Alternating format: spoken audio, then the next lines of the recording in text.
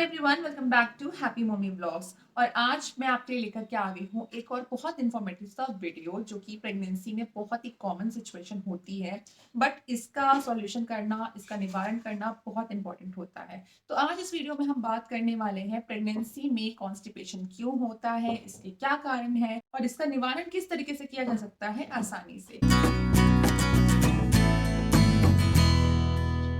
Pregnancy में constipation का होना एक बहुत ही नॉर्मल बात होती है। हर प्रेग्नेंट वुमेन को, हर प्रेग्नेंट लेडी को कॉन्स्टिपेशन होता है और कुछ को तो बहुत ज़्यादा होता है और उनको इस वजह से काफ़ी तकलीफ भी झेलनी पड़ती है।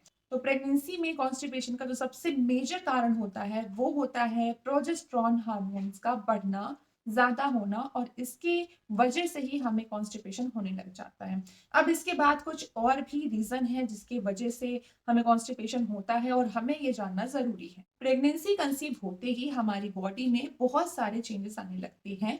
हार्मोनल चेंजेस की वजह से हमारे स्वभाव में, हमारे नेचर में भी चेंजेस आते हैं एंड इवन हमारे पूरे एब्डोमेन में भी काफ़ी चेंजेस आते हैं। इन्हीं चेंजेस की वजह से हमारे जो इंटेस्टाइन है वो बहुत स्लो वर्क करती हैं और उनकी गतिविधि में भी काफ़ी कमी आती है, जिसकी वजह से जो खाना हम खाते हैं वो बहुत ही स्लोली इंटेस्टाइन में आगे जाता है, आंतों में बहुत ही धीमे-धीमे आगे जाता है और जिसकी वजह से हमारा जो खाना है वो बहुत देर से पचता है। जब खाना देर से पचता है तो हमें समय से मोशन नहीं होता है, स्टूल नहीं आता है और हमें कॉन्स्टिपेशन की प्रॉब्लम फेस करनी पड़ती है। अब constipation specially first trimester of pregnancy में बहुत ज़्यादा होता है। बहुत ज़्यादा जो महिलाएँ हैं वो इस वजह से परेशान रहती हैं शुरुआत में कि हमें कॉन्स्टिपेशन हो गया है। एक तो हमारा कुछ खाने का भी मन नहीं करता है, ऊपर से कॉन्स्टिपेशन हो गया है हमें।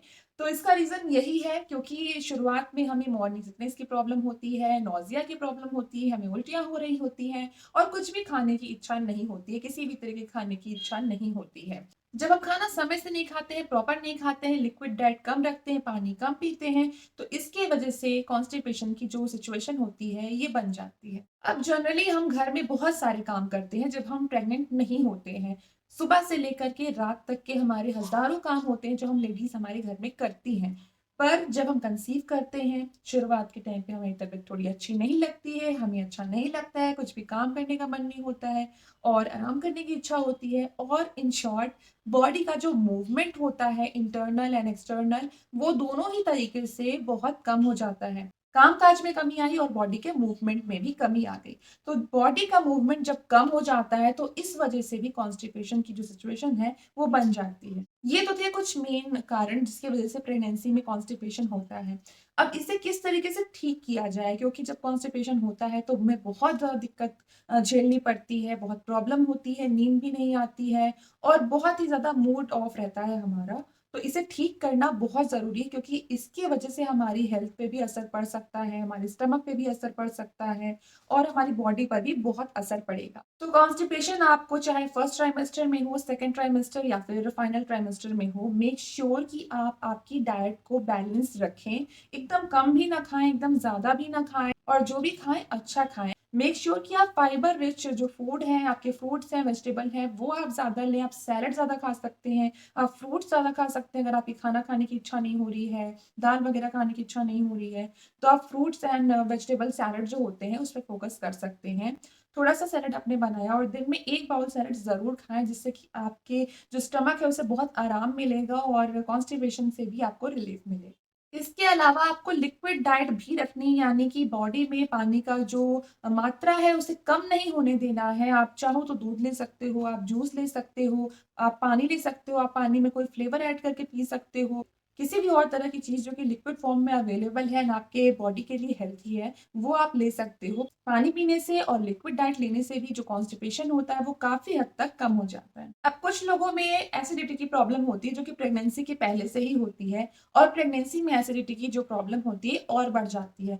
इवन कॉन्स्टिपेशन के दौरान भी एसिडिटी की प्रॉब्लम बहुत ज़्यादा हाई हो जाती है। तो ऐसे में आपको ध्यान देना है कि ये एसिडिटी की जो प्रॉब्लम है, ये आपको दिन में ज़्यादा होती है या रात में ज़्यादा होती है। मोस्टली लोगों में ये प्रॉब्लम रात में ज़्यादा बढ़ती है। तो आप आपका जो भी खाना-पीना आप दिन भर में ले रहे हो, दिन या रात में, ट्राई करो कि आप मैक्सिमम हेल्दी पोर्शन जो है वो आप दिन में ही खा लो, जिससे कि आपको दिन से लेके रात तक बहुत लंबा टाइम मिल जाता है डाइजेस्ट करने का। अब समय काफ़ी होता है तो आपकी इंटेस्टाइन जो है वो भी अच्छे से वर्क कर पाती हैं। जब खाना बैलेंस्ड होता है, हेल्दी होता है और अच्छे से पच जाता है बॉडी में, तो आपको एसिडिटी की जो प्रॉब्लम होती है, उसमें बहुत आराम मिलता है और आपको कॉन्स्टिपेशन में भी आराम मिलता है। प्रेगनेंसी के टाइम पे ऐसा कहा जाता है कि कम से कम आप 8 से 10 ग्लास पानी ज़रूर पिएँ 1 दिन में। अगर आप इतना ज़्यादा पानी, इतना वाटर इंटेक नहीं ले पा रहे हैं, तो आप किसी और फॉर्म में लिक्विड ले सकते हैं। आप जूस के फॉर्म में लिक्विड ले सकते हैं, आप सूप के फॉर्म में लिक्विड ले सकते हैं, आप मिल्क या फिर मिल्क शेक के फॉर्म में भी लिक्विड ले सकते हैं।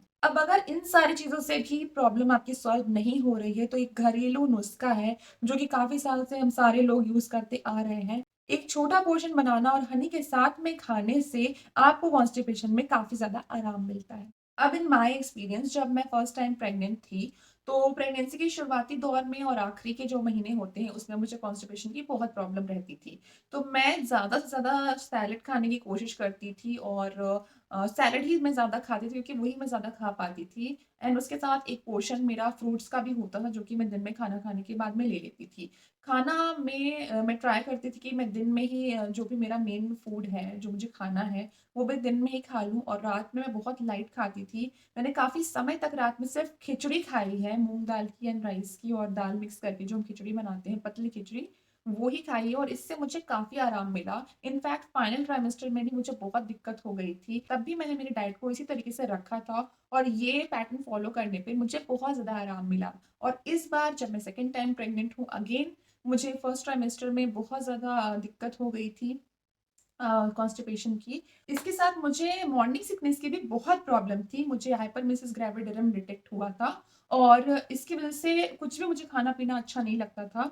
जो मैं खाती थी वॉमिट होती थी और मुझे बहुत ज़्यादा कॉन्स्टिपेशन हो गया था। तो अगेन मैंने धीरे-धीरे सैलेड एंड फ्रूट्स पे ध्यान देना शुरू किया। थोड़ा-थोड़ा सा खाती थी, हाफ बाउल, 1 बाउल और एक पूरा 1/4 पोर्शन जो हमारा खाने का होता है, उसमें मैं सैलेड या फ्रूट्स ज़रूर रखती थी। तो दिन में 1 बार सैलेड और 1 बार मेरा फ्रूट्स ज़रूर रहता था। ये अभी भी मैं कंटिन्यू कर रही हूँ।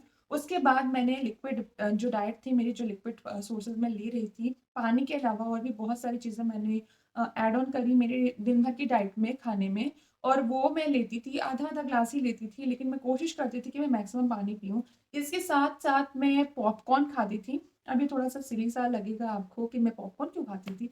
लेकिन बिलीव मी, पॉपकॉर्न खाने से मुझे कॉन्स्टिपेशन में बहुत आराम मिला। मेरे पेट में इतना दर्द हो जाता था एसिडिटी की वज़ह से कि मुझे बहुत तकलीफ़ होती थी। लेकिन जब मैंने पॉपकॉर्न खाना स्टार्ट किया, प्लेन पॉपकॉर्न, तो उसके वज़ह से मैंने ये फ़ील किया कि अब मुझे जो कॉन्स्टिपेशन की प्रॉब्लम थी, ये काफ़ी हद तक कम हो गई है, सॉल्व हो गई है। तो आप चाहो तो आप भी ट्राई कर सकते हो इसे खा के और देखना कि क्या चेंजेज़ आते हैं।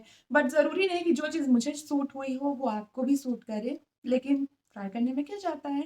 So guys, this is it and I am sure आज का जो ये वीडियो था मेरा, ये आपको हेल्प ज़रूर करा होगा और आपके जितने भी क्वेश्चंस थे अभी तक के, जितनी भी कन्फ्यूजन थी, वो सब दूर हो गई होंगी। और अब मैं आपसे मिलती हूँ मेरे नेक्स्ट वीडियो में एक और हेल्पफुल से टॉपिक के साथ। Stay happy and bye bye.